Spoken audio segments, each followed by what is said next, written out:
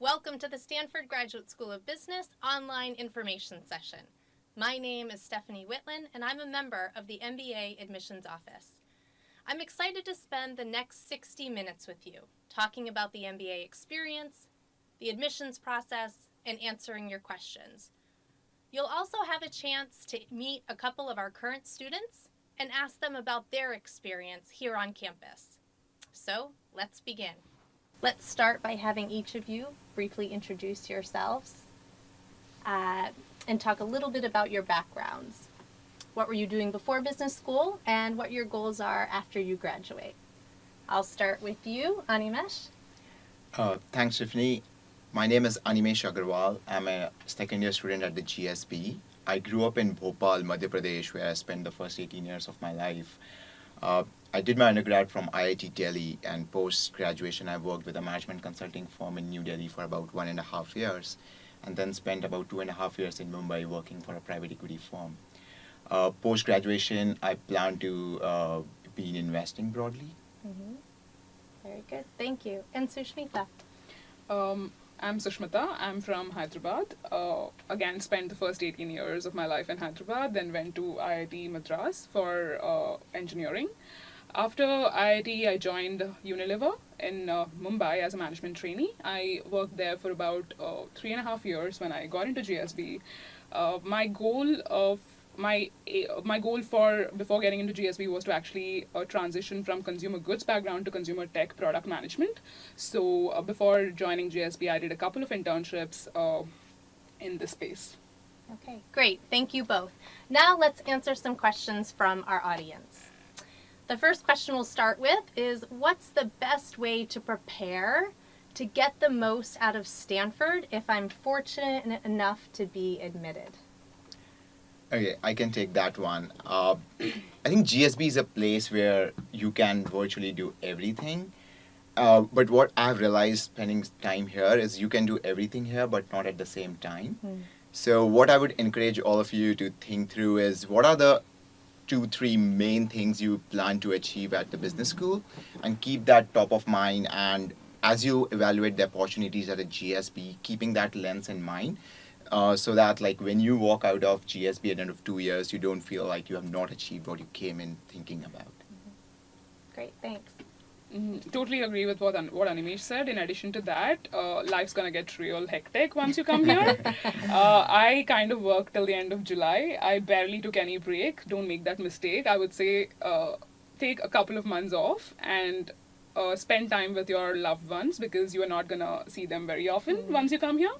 So that's my advice. Great, thank you both. The next question, when is the best time to apply in your career trajectory? And I'll take this one from an admissions perspective. You can add any color if you'd like. So if you think about it, from an admissions perspective, when you apply is completely irrelevant. We admit candidates who are just graduating from college, so we admit individuals who are college seniors. And we also have individuals who have at least a decade or two of work experience in every class every year. So it can run the whole gamut in terms of work experience. I think it's important for you to think about what makes sense for you. So when is the right time for you, rather than how we will evaluate the number of years of work experience you have. Do you guys have anything to add there? I think you covered it all. Okay, very good. The next question, what is the biggest surprise you experienced as you began your Stanford MBA journey? I can take that. I think the biggest surprise for me was the feedback culture that existed here, especially the certain courses which we do in the very first quarter. It gives us a good taste into how much feedback is valued and how much people are eager to act upon the feedback they get. It was something very new to me. And the second thing which was surprising to me is the sheer number of events that were there for people with all kinds of preferences for socializing. There's no one way to do the GSB experience. There is so much support and resources provided to help everybody realize their GSB social life the way they want it to be. That was a a pleasant surprise, I would say. Very good. Yeah. Anything to add? Yeah, I think in terms of academic experience, the class environment here encourages and appreciates active participation from all students. So I think coming from a background where in the classroom environment you're not used to sharing those many experiences or views, it was important to appreciate that this is a culture that wants you to share your views and experiences in the class. Mm-hmm. Yeah. Very open and honest feedback you'll get, whether you want it or not, right? um, are there specific admissions requirements for international students? I'll add my take to this, and that is explicitly no. One of the requirements that we do ask of international candidates, if you have attended a university where the primary language of instruction was not in English, we do require the TOEFL. We evaluate all candidates based on the same 3 criteria as I discussed in the video: intellectual vitality, demonstrated leadership potential, and personal qualities and contributions. So all candidates are evaluated equally. The next question, what is life like at the GSB as an international student? I think GSB is an environment where you have a lot of diversity in as many aspects as you can think of. And as an international student, like I'm in a class with international students from more than 60 countries, and I think everybody comes up with their own background, own way in which they grew up, and I found it personally very fascinating to just appreciate the fact that how different people here look at life, or like what motivates them personally. And I think for some of us who have not grown up in a culture with a lot of diversity, it's really good to appreciate how people think about different things, both in personal life and academically.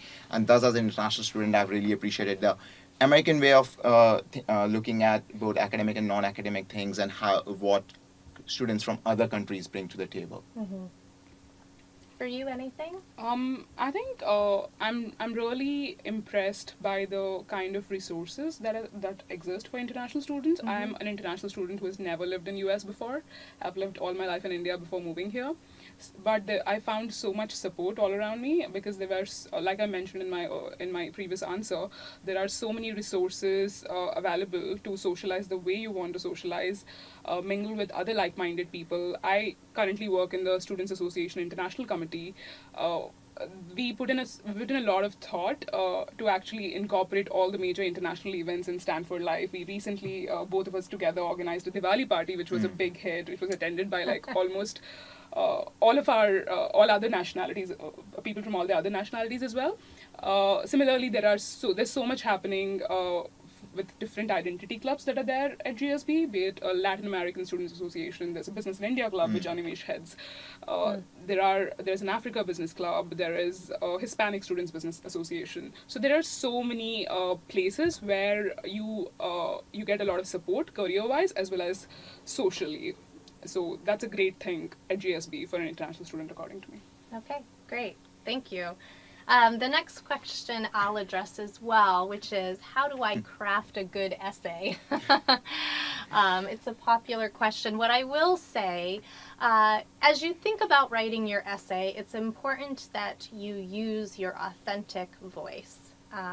First and foremost, what we're trying to identify when we read your essay is not only what matters most to you, but explicitly why. We want to understand your core values.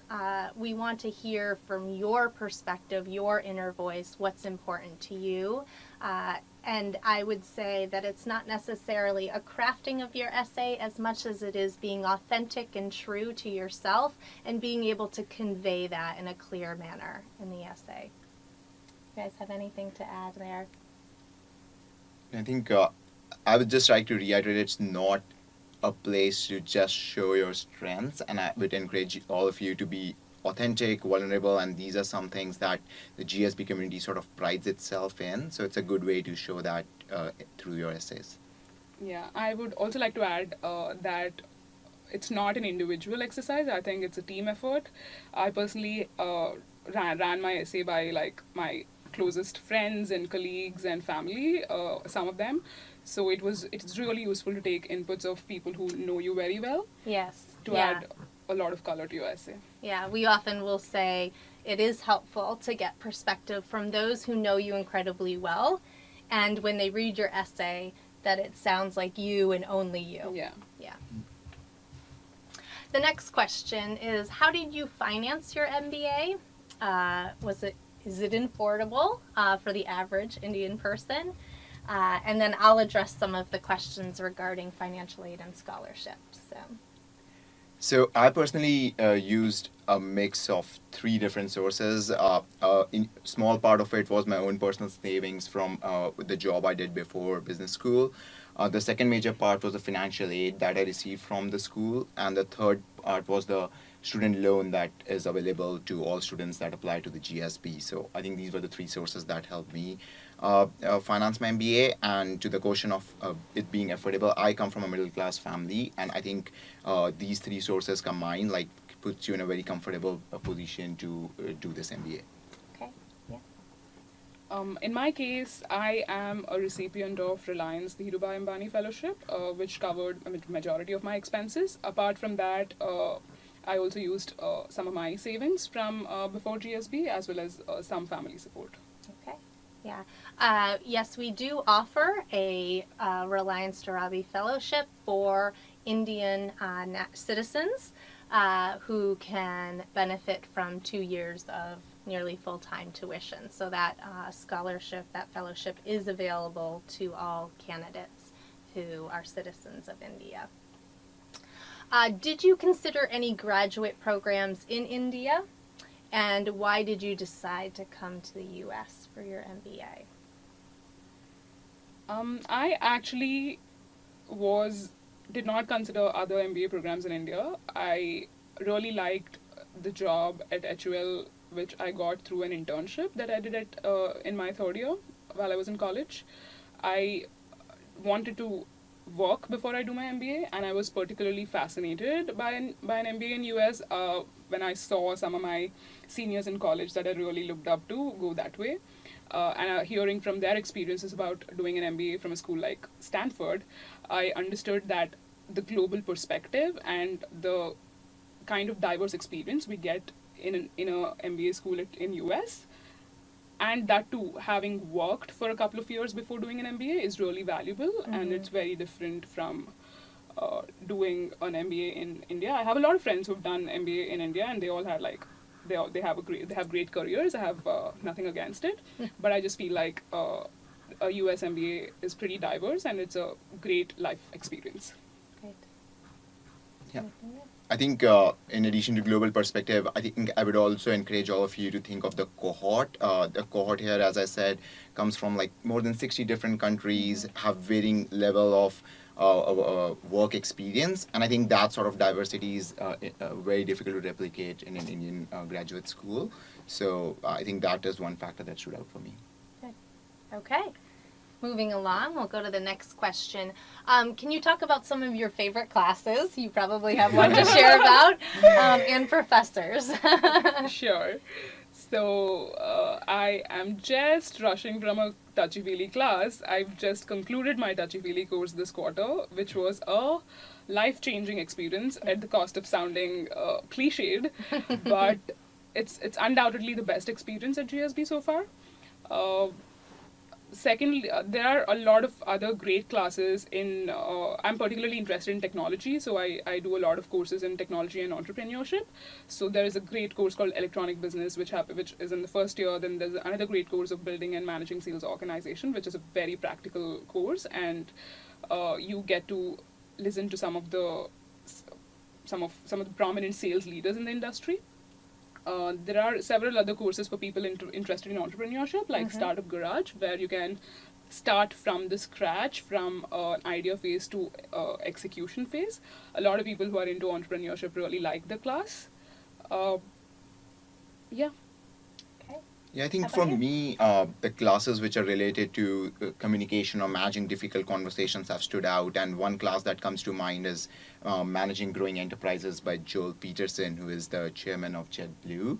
And that class basically talks about how do you have difficult conversations with the board? How do you fire someone? How do you give feedback to an employee who has not been performing well? So some of these conversations we will face at all phases of our life, and like just practicing them in a risk-free environment is something that I valued a lot. Yeah.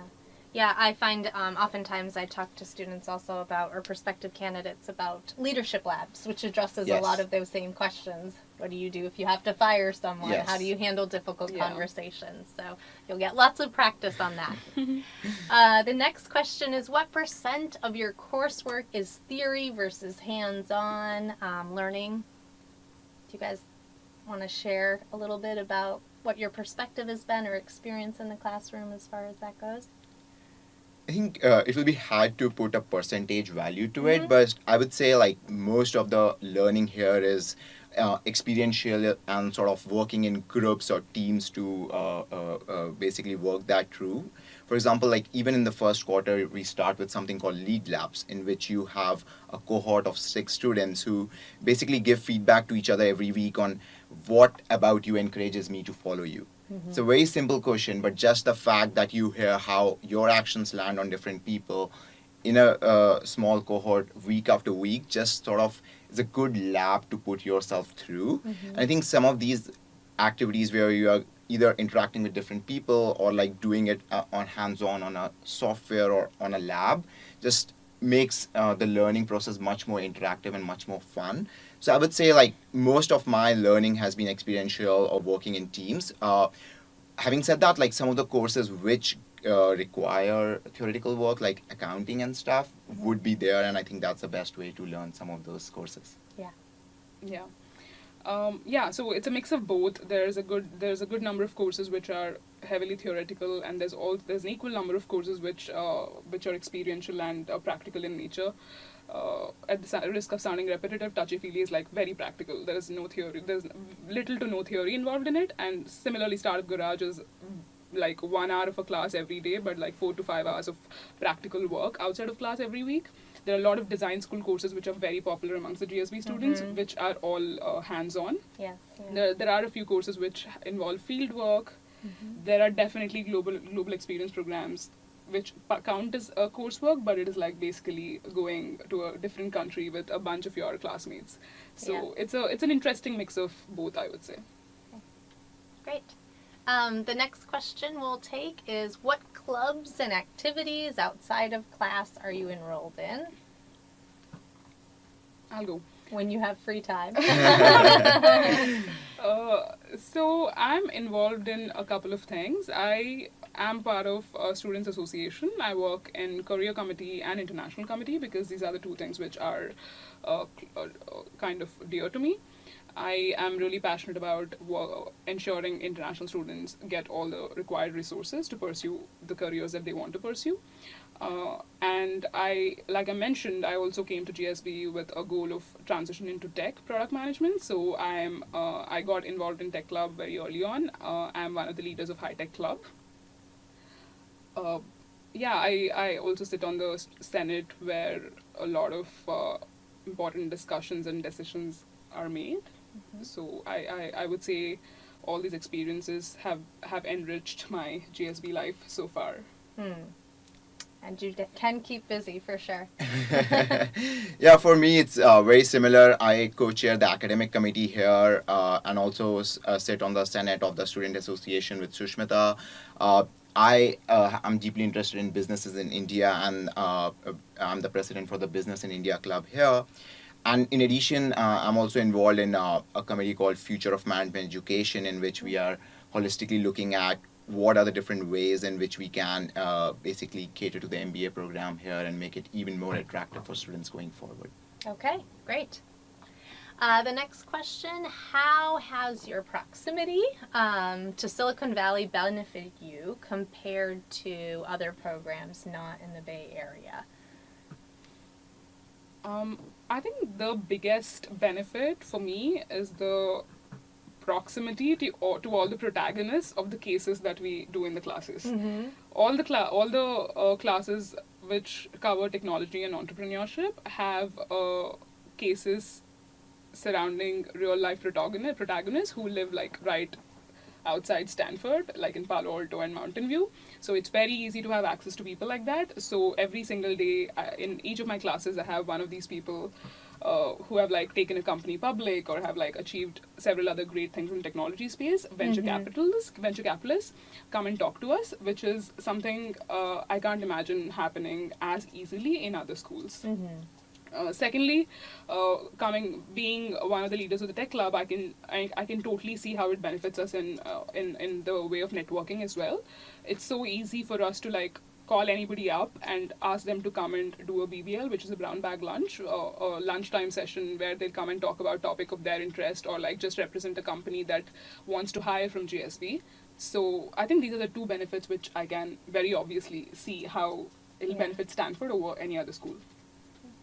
Yeah, and just in terms of like access to protagonists on the cases, it's also proximity to the culture of Silicon Valley. Mm-hmm. I think this is a culture which sort of celebrates taking risk, being entrepreneurial, going after what seems impossible, and just being in that environment, sort of, especially for risk-averse people like me, sort of encourages you to go think outside the box, go achieve your dream. And so I think it's just a good mental lab to put yourself through. Good, great.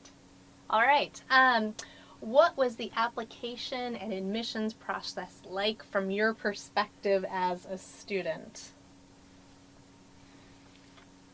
I think for me, the application process was, in a way, great mental journey to go through, because the application process sort of encouraged me to think deeply about what matters to me and what defines me as a person. And I think this is a culture which is like vastly celebrated at a GSB of knowing yourself well, and the application process sort of encourages each one of us to sort of go through that mental journey.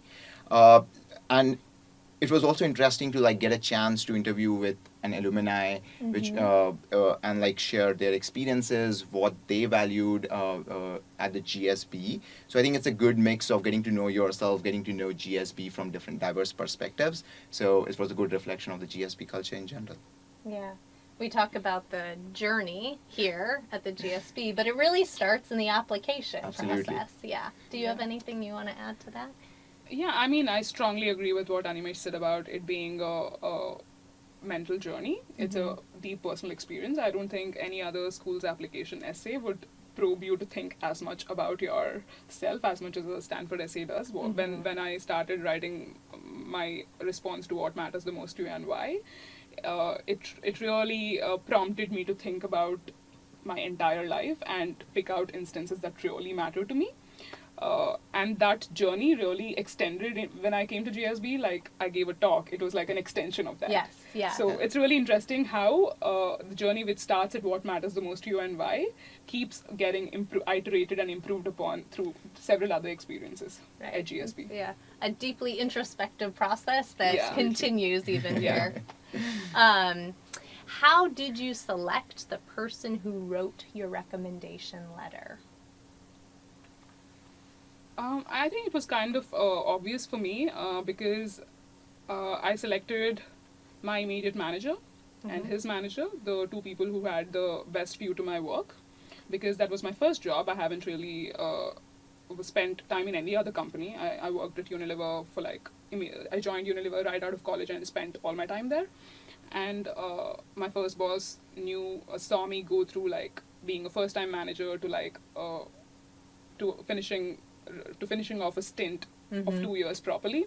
So he was the best positioned to like write about me. And similarly, his manager also had a good view to what happened through my career at Unilever. So these are the two people who were my obvious choices. Yeah, I'll go to you too, but I want to add to what you said, which another question is, who should applicants choose? And I think it's important that as you are considering individuals, that you do look to those who know you most well, right? Yeah. So those who have had the closest experience and can speak specifically to things that you have done, what you've accomplished. And so it's more important that you find someone who knows you well. and can write on that behalf. What do you want to share? I think you covered it mostly. I would just encourage you to like take the recommendation from someone who knows you well and can talk specific examples, because that is something that the admission office sort of appreciates, like some tangible examples of the qualities they are highlighting in the recommendation letter. Yes, yeah. And we do have requirements, of course, that you would want to select your immediate, direct, current supervisor, unless there is a reason that you are unable to do so. What is student life like at the GSB, and is it easy to blend in with the people? I think GSB people are some of the easiest people to blend in with, because everybody comes in with an aim to like get to know other people in the class, and because we all care deeply about introspection and self-awareness, people are very grounded, and people really care about knowing where you really come from instead of just the superficial details of your resume. So I think there are a lot of opportunities to meet a lot of interesting people. I felt at home right away. Yeah. I think very similar. I think this is a culture that sort of celebrates the differences and sort of encourages you to be yourself. And I think one common phrase that we use here is fitting in and standing out. And I think both are equally celebrated here. There are a lot of things that we share as a class, and in that sense we fit in. But we also celebrate standing out because each one of us bring a different thing to the class, and that is something that we as a community appreciate, want to develop further. So it's not a pressure to just fit in, but also stand out in your own unique way. Yeah, very good. Great. What should one focus on when they start attending Stanford? So preparation-wise, so to speak, how do you decide what classes and experiences to take advantage of? So I can start on this one. It sort of goes back to the point that it's really important that you have 2 or 3 broad goals for yourself when you come to Stanford. When you come here, there will literally millions of opportunities, and you would want to be a part of dance show, you would want to be part of this club and this student activity. For me, in the first week when I came to Stanford, I made a list of like, these are the 3 things I want to walk away from out of Stanford. And every activity I sort of try to do here, I use this lens to evaluate whether it makes sense for me personally. And it is just good to keep a center and be honest to yourself, so that when you are done with the 2 years, you feel proud of what you have done here. Yeah, that you've done. I often hear people say it's like drinking out of a water hose. There's so many options and opportunities to get involved. It is helpful to sort of have a little bit of an idea or focus, but also be open to other options. Absolutely. +1. Okay. All right. Have you taken any classes outside of the GSB? I did a couple in my first year. I did a couple of classes in the computer science department, and I also did a really extensive design school class. Both were very unique experiences, nothing like GSB. A lot of fun, getting to know people outside of GSB. It's called across the street classes, and it's a great way to get out of the GSB bubble, especially in the first year, where you live in a dorm right across your classroom complex. So it's one way to like really get out there and meet other interesting people in the broader Stanford community. I think taking classes outside GSB is like a very unique value proposition that Stanford has. Just the proximity and the relationship GSB shares with other schools within the Stanford family just gives you a lot of different perspectives and helps you basically expand your network beyond GSB. I took a really interesting class, public speaking across the street, which was very unique and very different from the classes we do at the GSB. So it's a great resource that is available to GSB students. Yeah, and they're talking about across the street, which of course is our term that we use for really any of the other leading professional graduate schools on campus that you'll have access to. You can literally walk within 10 or 15 minutes and be at some of these other professional schools on campus. And it is why over 90% of our students will take a course across the street. So it's a big part of your experience. What is the professional background of your peers at the GSB? Are they diverse in industry and experience? I think we touched a little bit on the importance of diversity within the class, but anything to elaborate on? Yeah, I think in terms of professional diversity, this is as wide as it gets. There are people from consulting, private equity, to military, to operations. I have one of my classmates who was a NASCAR race driver. So it's like diversity in terms of as broad as it gets. And the way it sort of shows up and is helpful in classroom is like your professional background shapes the way you look at different business problems or non-business problems, and just having that diversity encourages you to think in many different ways to a problem which you wouldn't have thought of otherwise. So I think it's as diverse as it can theoretically get. Yeah. Yeah, totally agree with that. And not to mention the number of Olympians which we have in our class. I think this diversity is really helpful in helping you with your own career pursuits, I think. Because if you want to make a switch from one industry to a different industry, there are already a few people who have done that before coming to GSB. So you can just grab a coffee with them and understand what that industry is all about or what that particular function is all about. Yeah. And get some key contacts which will help you make inroads into that new career that you want to pursue. Yeah. And people are so willing to help you all the time. Everybody is just a phone call or a text message away. So this diversity can really be leveraged to follow your passions. Great. Thank you. When is the right time to apply to the GSB and which round is best? So I talked a little bit about the right time to apply is when you are ready. That could mean right when you graduate from college. It could mean that you want 2, 3, 5, 10 years of work experience. From our perspective and in the admissions office, when you decide to apply is not necessarily important to us, but it's important for us to understand why it is now. One of the other questions was about which round is best. In general, it is preferred to apply in round 1 or round 2. There are certain opportunities that we provide as a result. If you are a round 1 or round 2 applicant, we offer admit weekends, so you have the opportunity to come here on campus if at all possible. There are other access that you'll have available to you, but we certainly want you to apply when you're ready. So if that means waiting until round 3, that's fine as well. Not sure if you guys have any perspective, having gone through the application yourself, the process. I think you covered it well, and I would encourage you to not worry too much about round 1 versus round 2. Round 3 is something that, as you said, should only be used in extraordinary circumstances, but between round 1 and round 2, I would not put a lot of maths behind it. Whenever you are ready and you think it's the best time, that round suits best for you. Okay. All right. What is the Reliance Fellowship, and what are the requirements? So I touched on this a little bit, which is that we do offer a fellowship for those individuals who live in India and have a desire to return to India after graduating.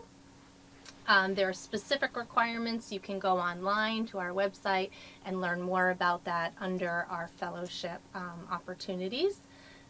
Do you have any classmates who you happen to know, or of course, I am. do you want to speak to? For sure.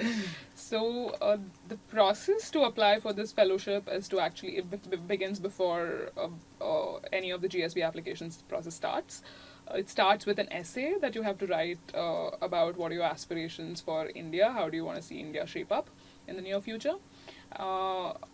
Based on that essay and your resume, you'll be shortlisted. A bunch of 50 students is shortlisted. Yeah, 50 finalists. Mm-hmm.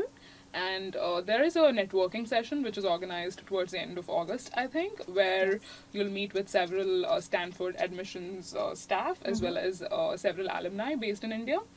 There are a couple of group activities and a lot of interaction with the Stanford alumni and fellow applicants. And once you do that, you apply along with everybody else in round 1 or round 2. When I applied to it, I could only apply in round 1, but it has been flexed last year, and now you can apply either in round 1 or round 2. normal application process, there's nothing different about the Stanford application process. The only additional step is the essay which you have to submit around mid-July, and the networking session that I just talked about. And these 50 finalists will apply like any other regular Stanford applicant in either round 1 or round 2. Yeah, and Sushmita is talking about the pre-application process, which, yes, is what you would do in the summer, early summer. And then we also offer a Reliance Finalist Day, where we bring in everyone to learn a little bit more about the MBA program and the GSB experience, and give you the opportunity to meet alumni of the program as well. And then the second part of the process is for you to apply just like any other candidate through the general MBA application process, and would evaluate you as such. Yes. What career, networking, and other professional opportunities have you been able to take advantage of while at the GSB? So I think in terms of career opportunities, this is ocean of opportunities. I know classmates who have been like trying to switch either industries, geographies, or function, and I think there are opportunities available through various different resources. One is the Career Management Services, the CMC as we call it here, and they organize regular workshops, special workshops for international students on how does American style of interviewing happens. They have company networking nights where companies from all sorts of different industries come and you can interact with them, and they also have on-campus recruitment process. In terms of networking, it goes beyond just the CMC, and as Sushmita alluded to, there are brown bag lunches and what we call BBLs hosted by different companies all throughout the year. And that's a good way to, one, appreciate what these companies do, and also get to know the professionals there, be in touch with them, learn from them over the year, and not just during the recruitment season.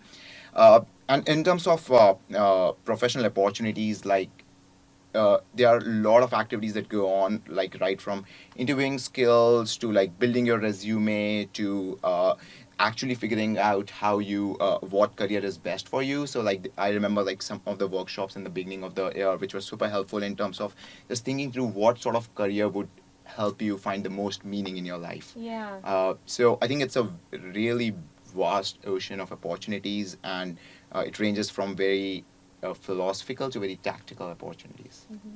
Yeah. So +1 to everything he said.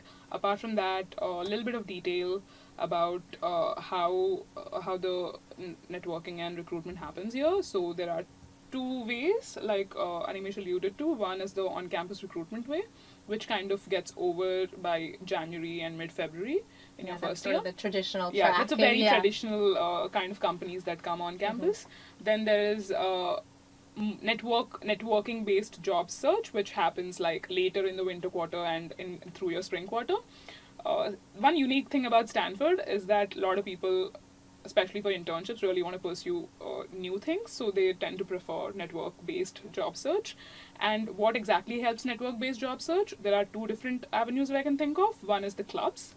A lot of these companies approach clubs, and the clubs conduct the BBLs that Animesh was talking about. That's a great way to network and apply to these companies.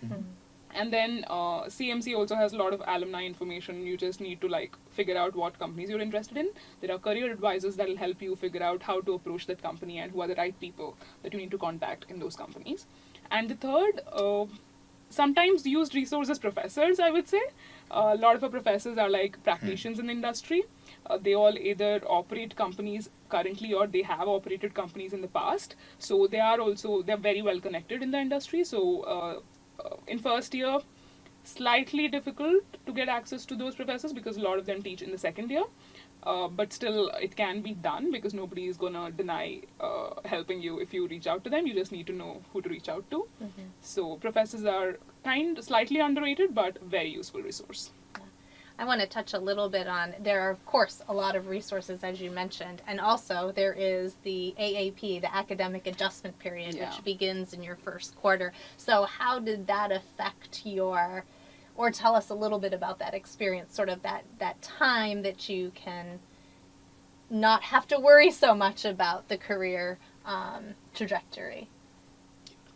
Sure. So academic adjustment period is the first 6 weeks when 6 you weeks, yeah. get in the GSB, and I think it's a really important period because like when you come in here, most of you would be moving to the US.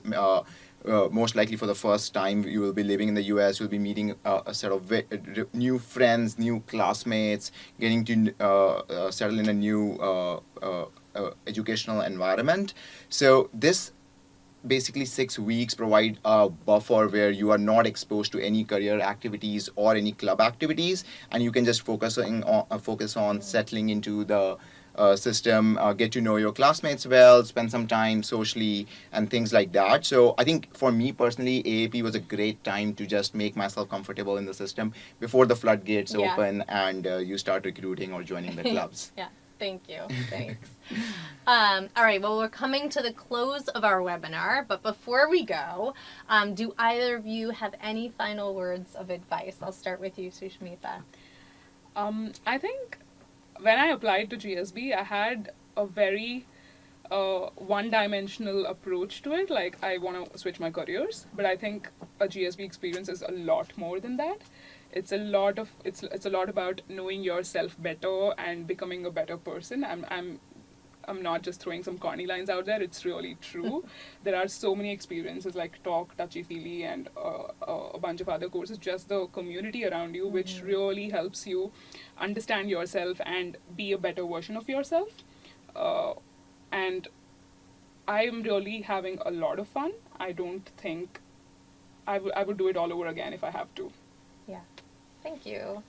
Animesh? So for me, it's very similar. One realization I had here is basically technical skills and analytical skills are simply hygiene as you think of leadership roles, and interpersonal skills and how you lead teams is basically what differentiates you as you grow up the corporate ladder. And I think GSB just provides you that lab where you can experiment with different styles of your leadership or how you interact with people. And I think that journey is such an invaluable resource that you would be thankful for it for the rest of your life.